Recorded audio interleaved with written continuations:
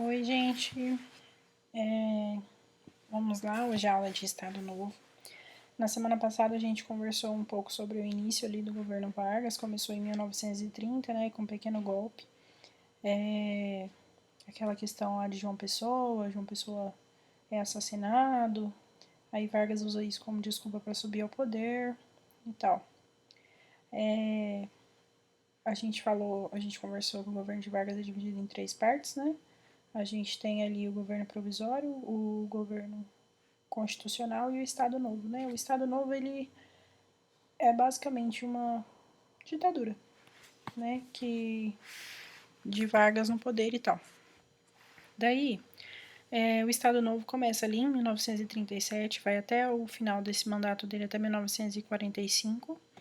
E a gente começa com a ideia de que, assim, antes de Vargas, a República foi denominada de República Velha. E ela foi dada a ela esse nome de forma meio pejorativa para diferenciar do governo de Vargas, porque era o Estado Novo. Então, assim, a República Velha é aquela coisa antiga, passada, ultrapassada, e o Estado Novo é uma coisa nova, um vir a ser algo que vai ser, tipo, assim, que teoricamente era para ser algo muito legal, muito diferente e tudo mais. A gente viu que em 1934 ele tinha feito uma nova Constituição para ir para o governo constitucional dele e tudo mais, mas em 1937 ele estabelece uma nova Constituição Federal, a qual dá a ele alguns direitos.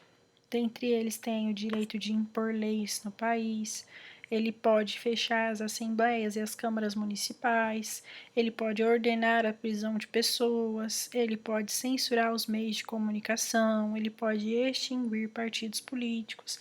Tudo isso a gente pode perceber um único direcionamento, vamos dizer assim. A gente nota que Vargas ele tinha um quê ditatorial, né? Tipo assim, ele queria o poder para ele.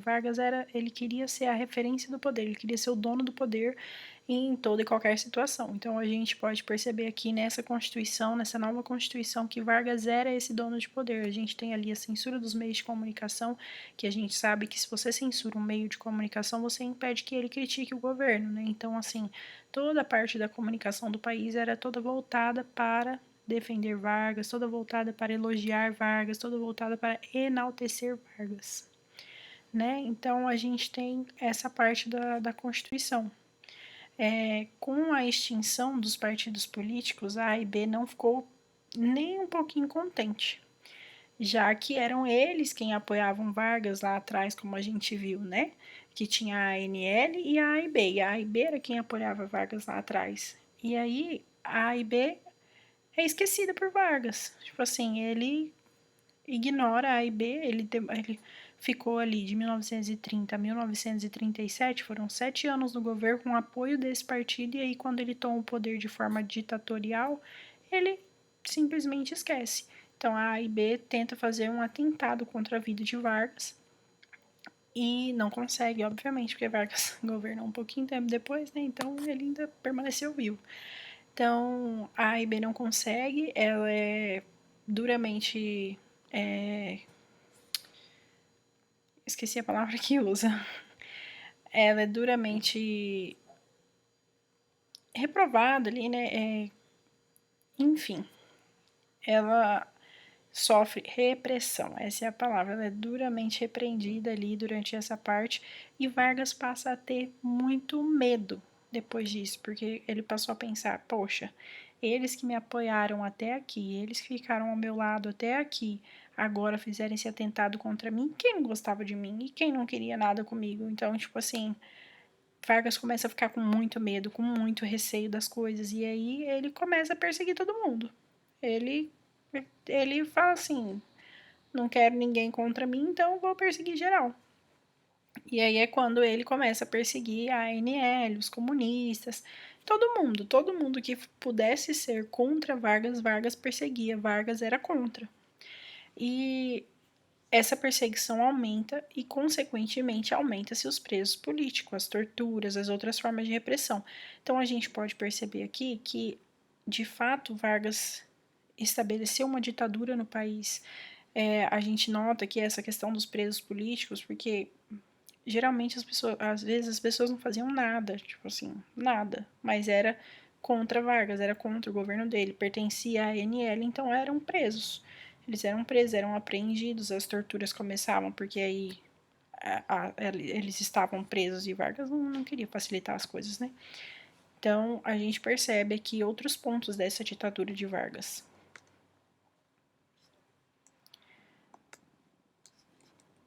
Aí a gente parte para a ideia da economia durante esse governo do Estado Novo.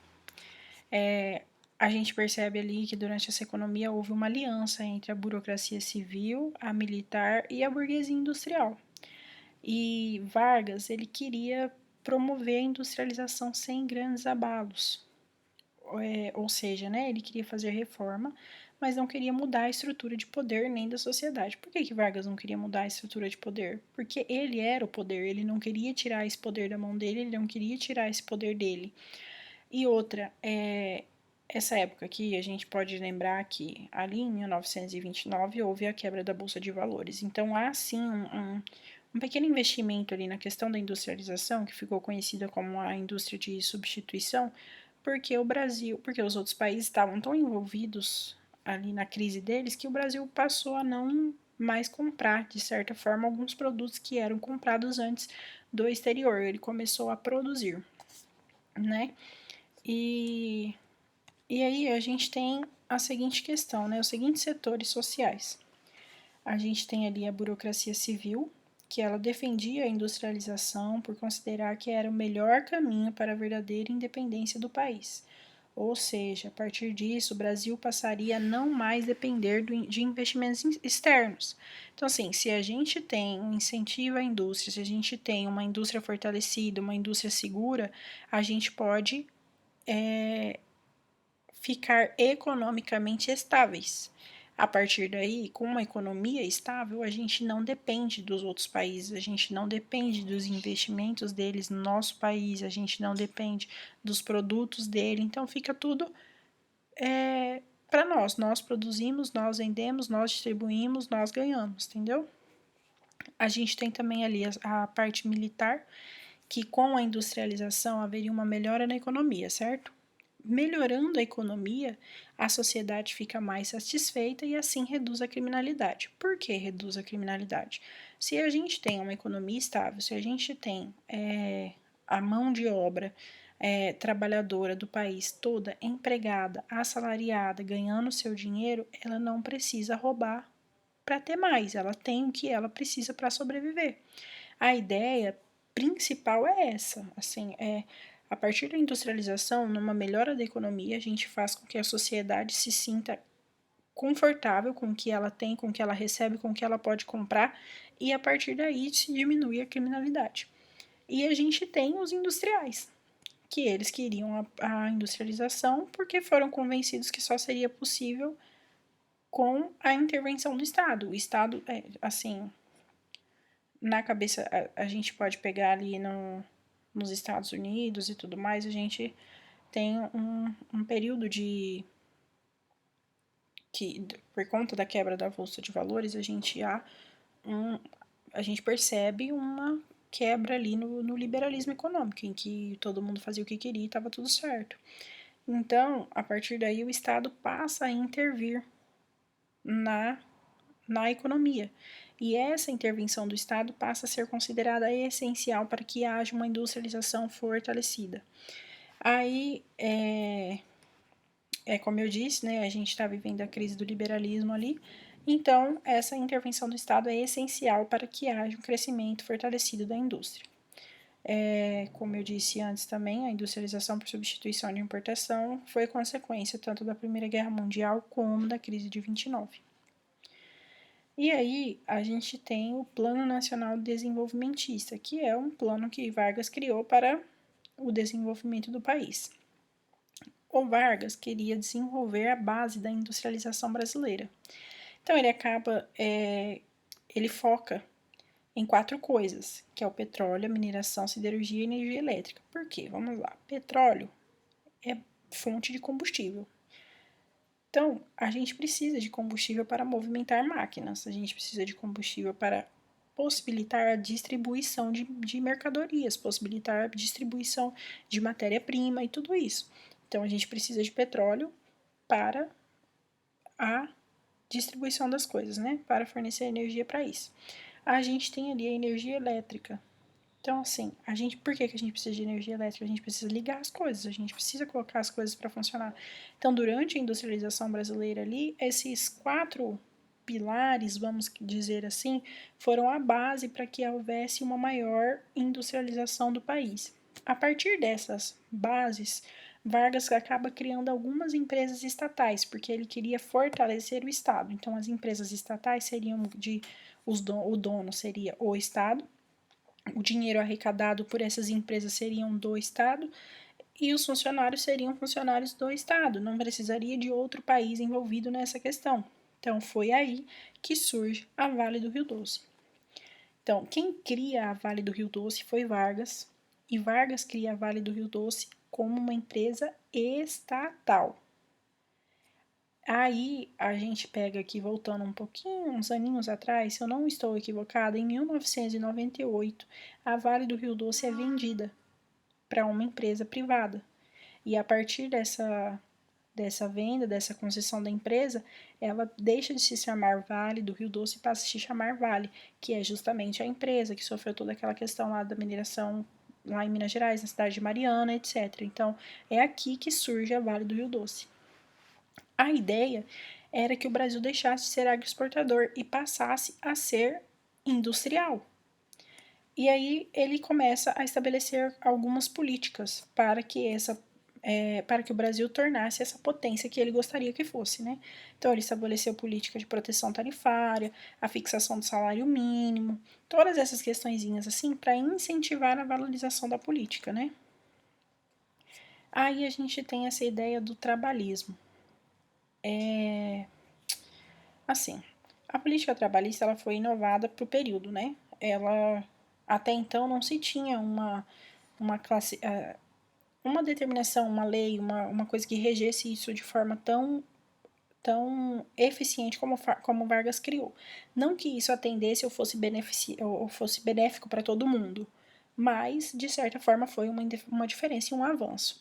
A ideia principal de Getúlio era minimizar a potencialidade de revolta da classe trabalhista. Então, assim, ele começa a dar benefícios para os pobres, na ideia de que eles não vão se revoltar, eles não vão ser contra o governo. Então, assim, na cabeça de Vargas, o que ele está fazendo não é para benefício das pessoas carentes, não é porque, tadinhas, elas sofrem. Não, ele faz isso para que não haja repressão contra ele, porque ele quer continuar no poder.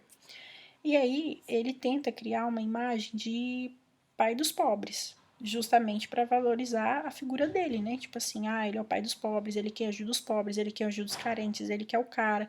Ele é ele, entendeu? Tipo, ele é o cara, o ápice da política do país.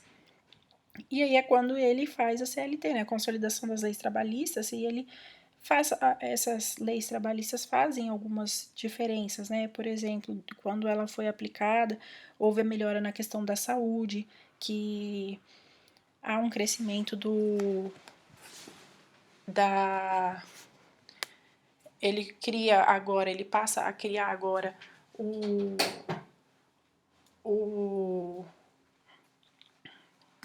ele começa a desenvolver ali de gestantes, né? Ele passa a dar férias para gestantes após elas terem os filhos e tudo mais. Então, a partir daí, Vargas tem essa mudança. As leis trabalhistas fornecem um pouco mais de benefícios na questão da saúde para a população trabalhista, para todos aqueles que tinham carteira assinada. Depois disso, ele cria também o Ministério da Educação e da Saúde e ele desenvolve medidas para combater o analfabetismo.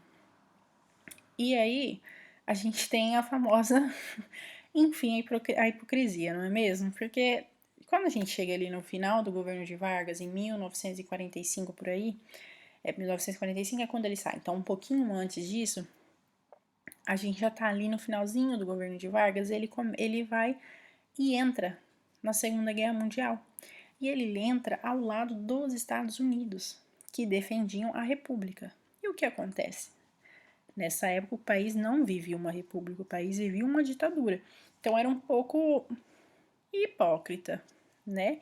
A população se vê descontente diante dessa hipocrisia da situação, porque, tipo assim, como Vargas vai defender a república se o cara é um ditador? Como a gente vai lutar ao lado dos republicanos se a gente vive uma repressão, se a gente vive uma ditadura, se a gente vive tudo aquilo que os Estados Unidos estão combatendo? Então, essa questão é o que complica um pouco ali a situação de Vargas. E aí, se tem esse movimento, o queremismo, que, assim, diante desses descontentamentos e tudo mais, Vargas acaba por reabrir, de certa forma, a política, determinando novas eleições e a participação de outros partidos. Então, assim, ele vê que ele tá ferrado, do jeito que a situação tava, não podia continuar. Então, ele pega e fala assim, não, vamos fazer diferente. Já que eles estão descontentes com a ditadura, vamos chamar novas eleições, vamos abrir a participação política, vamos participar, fazer todo mundo participar e tudo mais. E aí, a população, o movimento queremista, no caso, era a ideia de que Vargas continuasse no poder. Então, assim, toda aquela propaganda que Vargas desenvolve antes, de o pai dos pobres, o cara que ajuda todos os setores da sociedade, tal, quanto aos direitos que ele disponibiliza ao povo, a CLT, as questões da saúde e tudo mais, ele faz com que a classe trabalhadora se movimente no queremismo, que é justamente para a permanência de Vargas no poder. Porque na cabeça deles, todos os direitos que eles conquistaram com Vargas iam ser perdidos a partir do momento que Vargas saísse do poder. E aí, para que Vargas não continuasse no poder, Vargas foi forçado a renunciar. E aí, quem ganha as eleições é Eurico Gaspar Dutra, e aí a gente começa a parte da República ali, a nova República, vamos dizer assim, entre aspas. A gente tem ali essa parte da República que começa ali com o Gaspar Dutra, aí vem Vargas novamente, tem Juscelino Kubitschek, tem Jango, etc., que vai até a parte da ditadura militar. Então aqui, essa parte de Vargas, ela se encerra aqui, quando Vargas é forçado a renunciar, e aí a gente vai para a parte da nova república, no caso. Mas isso é um assunto para a próxima aula. Hoje a gente só vai ver apenas essa parte final do governo de Vargas, que é uma parte essencial, é a parte mais valorizada no caso. E nas próximas aulas a gente vai ver um pouco mais sobre os presidentes dessa parte da república, né? Então, vamos. Acredito eu que ou a gente vai dividir em duas partes, ou vai fazer ela inteira, eu ainda vou ver. Mas, bons estudos e qualquer coisa, só chamar. Beijos, até mais.